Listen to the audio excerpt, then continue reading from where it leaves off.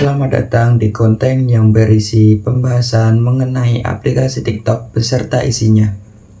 Sebelumnya, perkenalkan nama saya Saif Fadlilah yang akan membahas isi di balik layar aplikasi TikTok. TikTok, platform yang kini menjadi pusat hiburan dan informasi per tahun 2024-2025. Jumlah pengguna di TikTok Indonesia mencapai 157,6 juta orang. Angka ini menjadikan Indonesia sebagai negara dengan pengguna TikTok terbanyak di dunia. Sebagai perbandingan, total seluruh individu di Indonesia berjumlah sekitar 277,5 juta jiwa. Itu artinya lebih dari 60% individu di Indonesia menginstal aplikasi TikTok di gadget mereka. Namun, terlepas dari itu semua, pernahkah kita berpikir tentang apa yang terjadi di balik layar aplikasi tersebut?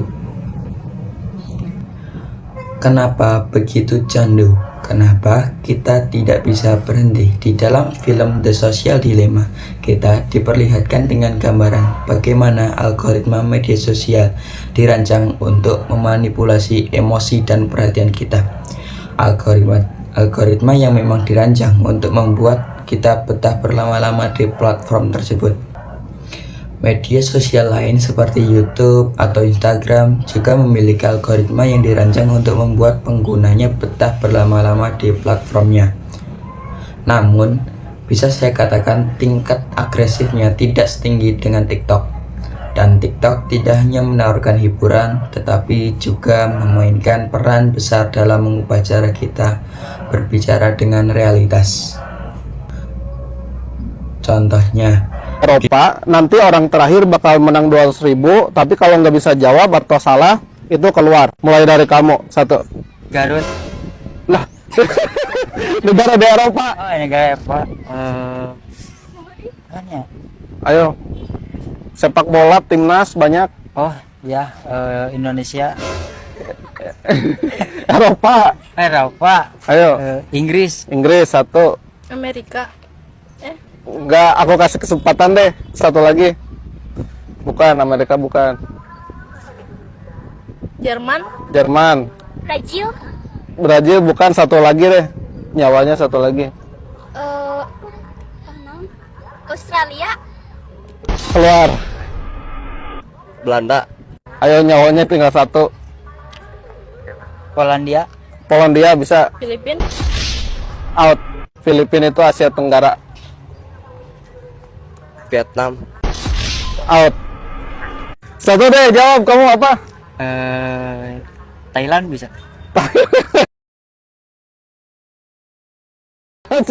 Asia Tenggara. Oke, nggak apa-apa. Namanya siapa? Hanif. Hanif. Oke, Hanif. Di tahun 2024 yang lalu, ada sebuah konten yang berisi memberikan permainan berhadiah dengan menyebut negara-negara yang ada di Eropa. Tapi mirisnya dari keempat anak tersebut tidak tahu negara yang ada di Eropa. Di antara mereka menjawab benar hanya beberapa pertanyaan, karena mereka tidak tahu bedanya negara Eropa, Asia atau lainnya. Bisa dibilang asal menjawab tetapi benar. Tapi yang lebih miris lagi, mereka adalah pelajar tingkat SMA. Padahal pertanyaan seperti itu sangat simpel untuk dijawab, karena di internet sudah banyak berita atau informasi dari seluruh dunia yang memberitahukan dunia. Dan apakah kalian tahu mereka tidak bisa menjawab karena apa? Ya benar, mungkin karena penyalahgunaan media sosial atau hanya sekedar absen di sekolah lalu tidur hingga pelajaran berakhir.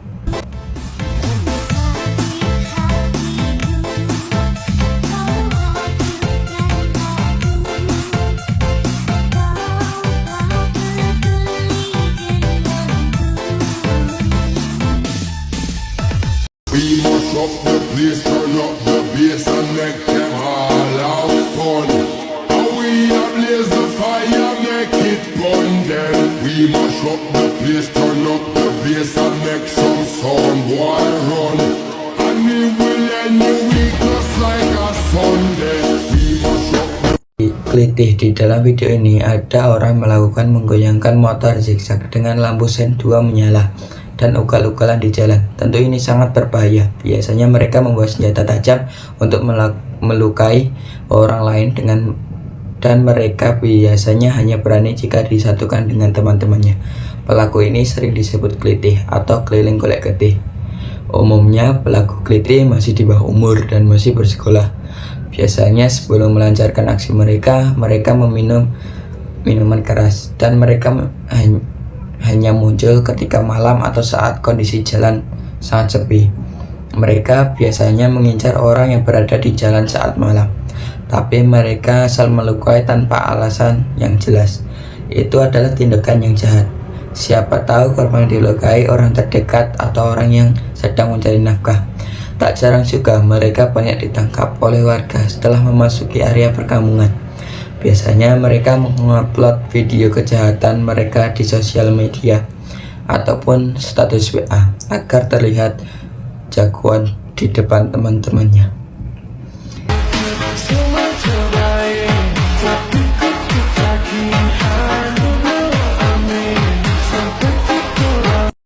September, siapa? SDM rendah TikTok.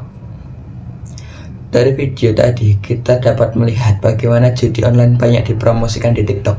Padahal banyak pengguna TikTok adalah anak-anak yang masih di bawah umur. Banyak sekali komentar yang merujukan pada kegiatan berjudi yang mengakibatkan stres jika kalah, lalu menjual semua barang yang ada di rumah untuk dijual lagi, dan penjualan digunakan untuk modal judi lagi. Ini sangat fatal sekali, yang membuat SDM kita sulit berkembang dengan baik. Belum lagi jika kita berbicara tentang standar yang ada yang seringkali berawal dari TikTok. Standar gaji, standar berpakaian, standar bersikap, standar berpikir.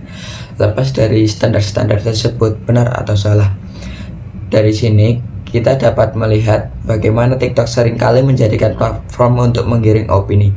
Jadi kenapa konten-konten semacam ini bisa sangat ramai di TikTok dan membuat pengguna menjadi sangat bodoh. Bagaimana TikTok dengan short video dan polarisasinya sangat berperan besar terhadap cara pandang penggunaan terhadap realitas. TikTok adalah sebuah perusahaan, layaknya perusahaan lainnya. Tujuan akhirnya adalah untuk mendatangkan keuntungan material. Jadi pertanyaan, dari mana TikTok mendapatkan uang? TikTok mendapatkan uang salah satunya adalah dari iklan yang ditonton oleh penggunanya. Semakin lama kamu menghabiskan waktu di TikTok, semakin banyak iklan yang kamu tonton dan secara otomatis semakin tinggi profit yang akan didapatkan oleh TikTok itu sendiri. Dan cara TikTok untuk membuatmu betah berlama-lama di platform mereka adalah dengan menyuguhkan konten-konten yang hanya kamu sukai saja. Lalu bagaimana TikTok mengetahui konten-konten yang kita sukai? Jawabannya adalah jejak yang kamu tinggalkan di platform tersebut. Konten yang kamu sukai atau konten yang kamu berikan komentar di dalamnya. Bahkan berapa lama kamu menonton adalah data yang akan diolah di dalam algoritma untuk dia bisa menentukan apa konten yang kamu sukai. Sehingga TikTok akan terus menyuguhkan konten-konten yang kamu sukai tersebut secara masif dan terus-menerus. Kamu akan semakin yakin dengan opinimu tentang A, B, dan C karena video-video yang kamu tonton di TikTok mengatakan demikian. Kamu akan semakin yakin bahwa caramu menjalani hidup adalah yang terbaik karena video yang kamu tonton di TikTok pun mengatakan demikian, dan ini yang dapat memunculkan standar di TikTok. Hal ini disebut echo chamber effect. Echo chamber effect adalah fenomena di mana pengguna hanya melihat informasi yang sesuai dengan pandangan mereka sendiri, dikarenakan algoritma yang memang dirancang untuk terus-menerus menyuguhkan apa yang user sukai atau setujui saja. Efek buruknya adalah seseorang akan hidup di dalam bubble.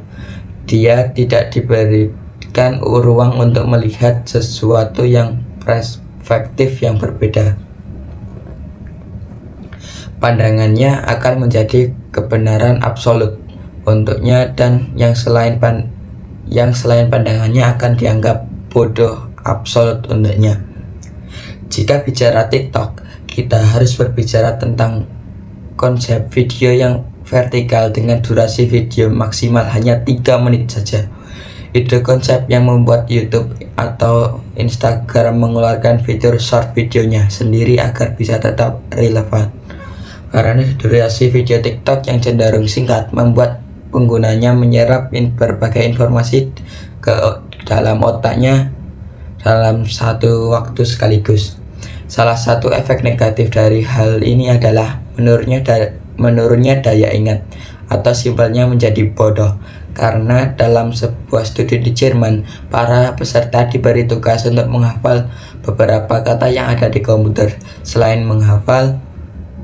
menghafal, para peserta diberi waktu untuk istirahat selama 10 menit dan diminta untuk melakukan salah satu 4 aktivitas berikut: istirahat, menggunakan TikTok, menonton YouTube, atau scrolling Twitter. Dan hasilnya, peserta yang menggunakan TikTok mengalami penurunan kemampuan perspektif memori secara signifikan. Mereka cenderung melupakan kata-kata yang harus mereka ingat di awal. Atau dengan kata lain, setelah menggunakan TikTok, pengguna mengalami daya ingat yang menurun. Lalu sebaliknya, peserta yang menonton YouTube atau menggunakan Twitter tidak menunjukkan penurunan daya ingat yang signifikan. Dan menurut tim penelitian, ini bisa terjadi karena konten TikTok yang berdurasi sangat pendek. Karena konten TikTok cenderung pendek atau durasi singkat, maka otak pengguna dipaksa untuk beradaptasi dan pergantian informasi yang sangat cepat. Setiap video membawa cerita, visual, atau konteks baru dalam hitungan detik, sehingga otak terus-menerus melompat dari satu fokus ke fokus berikutnya tanpa diberi waktu untuk memproses secara mendalam. Kombinasi durasi pendek dan pergantian konten yang cepat kemudian membuat otak lelah dan kurang mampu mempertahankan ingatan jangka pendek. Untuk tugas yang harusnya dilakukan berbeda dengan YouTube, durasi konten cenderung lebih lama sehingga pengguna tidak mengalami pergantian konteks yang seintens dengan percepatan TikTok. Ini kemudian mengakibatkan perspektif memori yang melemah. Jika perspektif memori melemah, maka kemampuan kita untuk mengingat tugas akan terus menurun. Kita bisa lupa melakukan hal-hal yang penting, seperti lupa mengumpulkan laporan, mengerjakan PR, atau lain sebagainya. Ini semua karena konten TikTok yang pendek dan cepat berganti. Dan tidak hanya di sini, efek negatif lainnya adalah karena terbiasa pengguna TikTok menerima informasi dengan laju yang cepat dan to the point. Ini membuat mereka kesulitan untuk bisa menikmati dari sesuatu yang kebahagiaannya akan didapat melalui proses yang panjang. Sebut saja membaca buku atau menonton film. Algoritma dan formatnya sudah kita bahas. Lantas bagaimana dengan isi konten itu sendiri? Kenapa isi dari konten TikTok cenderung tidak memiliki substansi sama sekali? Kenapa video dengan engagement yang tinggi di TikTok adalah konten yang dibilang sampah? Tentu saja jawabannya adalah karena minat akan konten-konten semacam inilah sangat tinggi. Konten-konten seperti perselingkuhan artis lebih akan cenderung naik jika dibandingkan konten-konten edukasi. Adalah karena netizen Indonesia itu sendiri menyukai konten-konten semacam ini. Dengan kalian memberi like, komen, dan menonton dengan retensi yang sangat tinggi pada konten semacam ini, akan menjadi sinyal untuk algoritma bahwa konten tersebut menarik. Kemudian dari sini algoritma akan menyebarkan konten tersebut ke lebih banyak user lainnya. Dan ini terjadi terlepas dari apa yang kalian komen di konten tersebut atau kenapa kalian menekan tombol like di konten tersebut. Dan selain itu, TikTok juga ikonik dengan konten-konten quotes-nya, konten yang dalam teknis pembuatannya termasuk sangat mudah, tetapi potensi engagement-nya cukup tinggi. karena konten-konten semacam ini sangat cukup mewakilkan emosi kebanyakan orang, sehingga orang-orang merasa bahwa konten ini relevan untuknya. Dan tak jarang juga dia akan share atau memposting ulang konten tersebut ke lebih banyak orang lainnya, karena dia merasa bahwa semua orang harus mengetahui apa yang dirasakannya.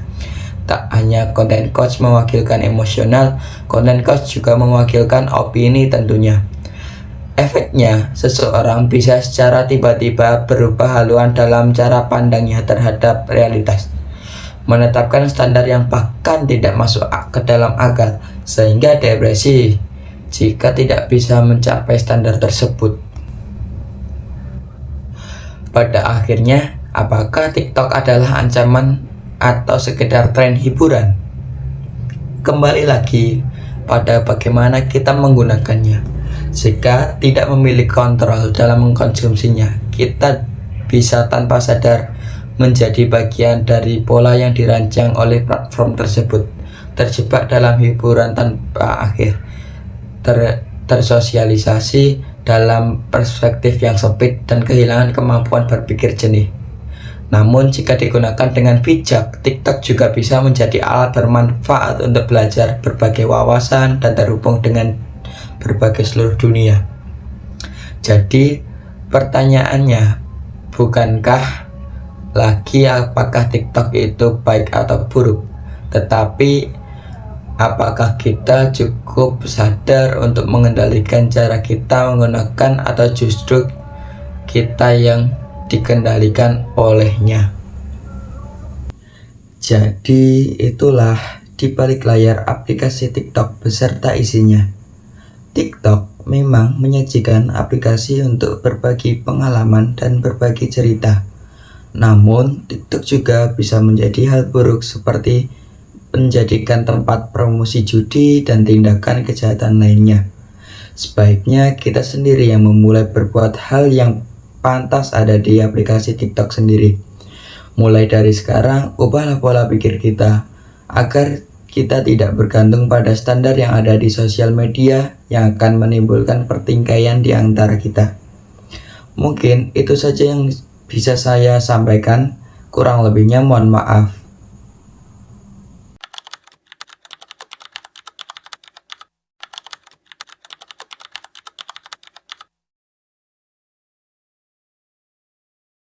Saya meminjam apa yang disampaikan oleh Tan Malaka.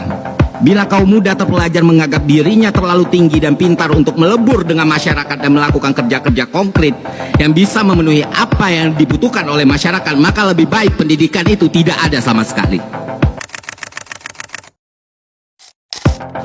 Manusia-manusia terdidik harus setidak-tidaknya, sekurang-kurangnya punya cukup martabat dan kesadaran sosial untuk memberikan kontribusi balik kepada masyarakat setelah sedemikian banyak yang masyarakat berikan ke kita semua. Akhir kata, profisiat untuk teman-teman semua. Hiduplah, bersenang-senanglah, dan bekerjalah. Terima kasih. Saya Ferry Irwandi, inisiator Malaka Project. Salam Masyarakat Baru. Kapan terakhir kali kamu dapat tertidur tenang? Tak perlu memikirkan tentang apa yang akan datang di esok hari. Seiring ilmu pengetahuan bertambah, seharusnya yang tumbuh itu kebijaksanaan kita, bukan ego kita. Memang enak menggurui orang, memang enak mematahi orang, memang enak melakukan pembuktian atas kesalahan orang lain atau ketidakpahaman orang lain atas sesuatu, tapi mau sampai kapan?